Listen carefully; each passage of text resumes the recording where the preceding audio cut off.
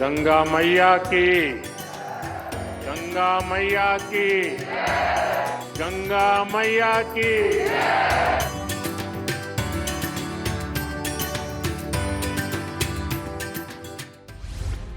माँ गंगा का ये जयकारा महज उद्घोष नहीं है, ये माँ बेटे के उस रिश्ते की गवाही है जिसे साल 2014 में तब के पीएम उम्मीदवार नरेंद्र मोदी ने पहली बार सार्वजनिक किया था। न मुझे किसी ने भेजा है, न मैं यहाँ आया हूँ, मुझे तो माँ गंगा ने बुलाया है। और 11 साल बाद प्रधानमंत्री मोदी माँ गंगा के मायके मुखबा पहुँचे, माँ के दर पर शीश झुकाया और विधि विधान के साथ पूजा अर्चना की।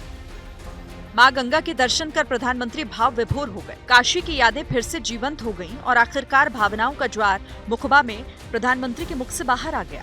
मैंने काशी में कहा भी था,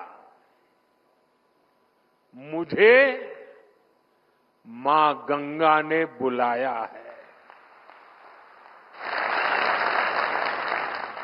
और कुछ महीने पहले मुझे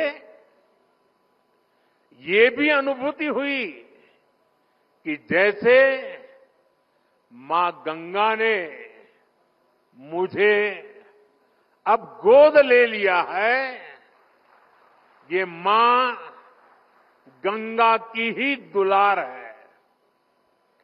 अपने इस बच्चे के प्रति उनका स्नेह है कि आज मैं उनके मायके मुखबा गांव आया हूं। प्रधानमंत्री मोदी भी मां के मायके की नैसर्गिक सुंदरता को निहारते रहे। ऊंची ऊंची बर्फ से लदी चोटियां भी मानो अपनी चमचमाहट से प्रधानमंत्री का स्वागत कर रही थी। मां के मायके में बेटा पधारा तो पूरा मुखबा गांव भी प्रधानमंत्री के दीदार के लिए उमड़ पड़ा। मोदी के जयकारे के साथ हर कोई प्रधानमंत्री की नजर अपनी तरफ खींचना चाहता था। पीएम ने भी हाथ हिलाकर हर एक का आभार प्रकट किया।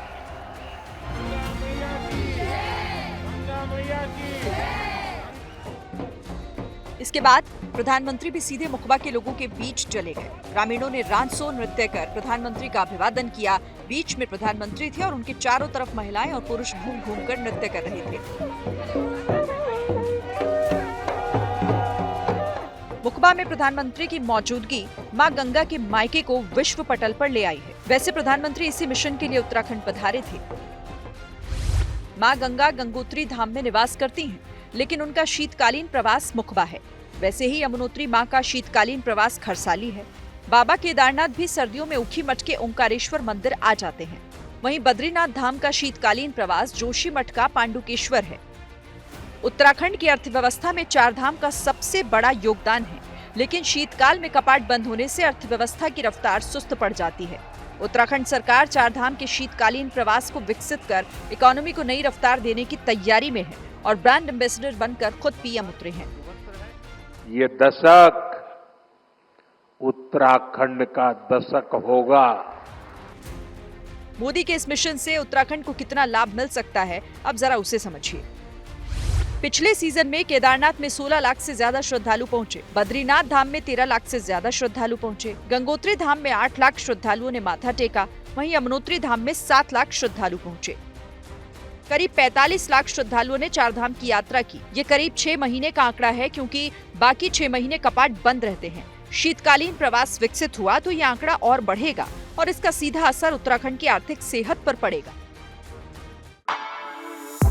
For exclusive and insightful videos, subscribe to our new channel ABP Live Premium.